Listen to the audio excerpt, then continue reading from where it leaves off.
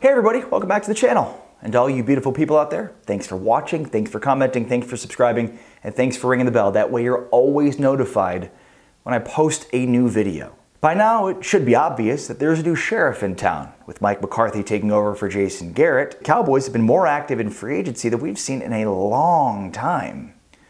So now with new money being infused, with the post-June 1 cut of Travis Frederick, will the Cowboys become even more active? Mike McCarthy, by the way, 14-1 to win the AP Coach of the Year in 2020. That is the second highest odds behind Bill Belichick and Bruce Arians, who are both tied at 12-1. So if you're looking to place a wager on Mike McCarthy winning AP Coach of the Year, go see my friends at betonline.ag, use this promo code, and get your welcome bonus for signing up. Let's do some quick math here. The Cowboys making Travis Frederick a post-June 1 cut means they open up about $7 million of cap space.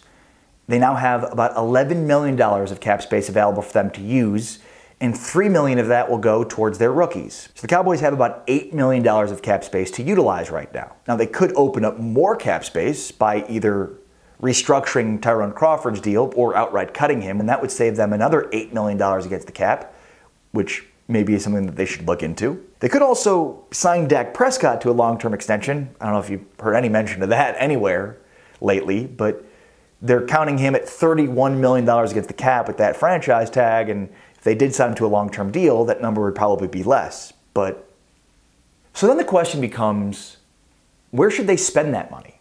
If they are to spend that money, which I absolutely think they should spend the money that they have, because looking at this roster right now, it's good. It could certainly be better. And I think it could be better in two specific areas. And I might be watching this thinking, defensive line, go sign Jadeveon Clowney. And I won't just completely dismiss that off the bat. Clowney is a really good player. Now, he did just reportedly turn down a $12 million one-year deal with Cleveland. The thing is, Clowney has never really been a great pass rusher since joining the NFL. He's been elite against the run and okay as a pass rusher. So how much money are you willing to spend for a guy like Clowney who hasn't really accumulated a ton of sacks over the course of his career? They could also look at signing Everson Griffen, who was cut by the Vikings and has been one of the most productive pass rushers in the NFL over the last 5-6 years. I brought up in an earlier free agency video the potential of reuniting Mike McCarthy with Mike Daniels, who, under McCarthy, was one of the most productive interior defensive linemen in the National Football League. But he's also on the wrong side of 30, and if you're signing him, it's probably going to be for a minimal deal with tons of incentives because he was injured all last season. I'm not completely against spending the money on the defensive line. However, I think beyond the defensive line, the Cowboys have a much more glaring need at cornerback. Now look, the Cowboys did spend some draft capital on corner, and I am excited about the two guys they brought in Reggie Robinson and Trayvon Diggs. But you weren't really great at corner last year, and you lost your best corner.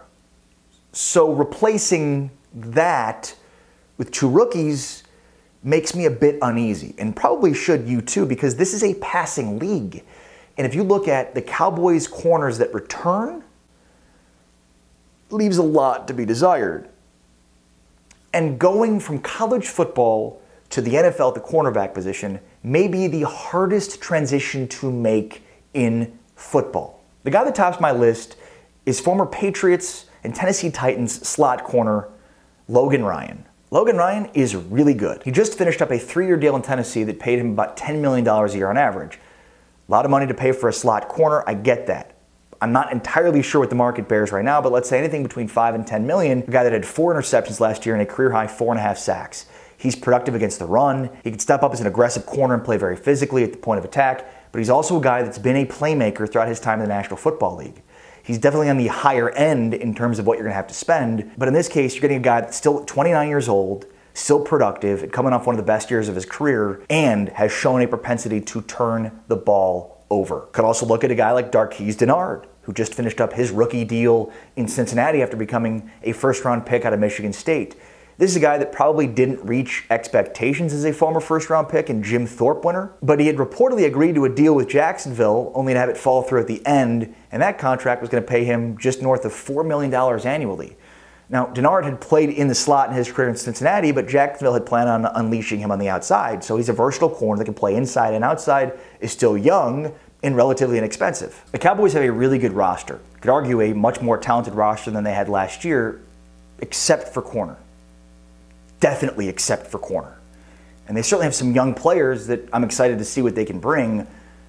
But in a passing league where elite passing offenses absolutely chewed up the Cowboys' pass defense last year and they lost their best corner, it probably would behoove them to go out there and get a proven playmaker and a guy to fortify the back end of your defense, especially given the newfound money that the Cowboys have. You know, I mentioned earlier you can get Mike McCarthy at 14-1 odds to win the AP Coach of the Year at betonline.ag. BetOnline has hundreds of games, events, and sports to still wager on. You can bet on simulated NBA, NFL, and UFC. Or you can even participate in a $10,000 Madden Bracket Challenge, a March Madness-style NFL simulation tournament that you can get in on for free. BetOnline also has ex-Chicago Bulls Ron Harper, Horace Grant, Bill Cartwright, and Craig Hodges joining them to discuss the Michael Jordan documentary and what they're calling The Final Dance. And of course, you can go bet on Mike McCarthy to win AP Coach of the Year at 14-1 odds. Visit their website or use your mobile device and join today. And if you use this promo code when you sign up,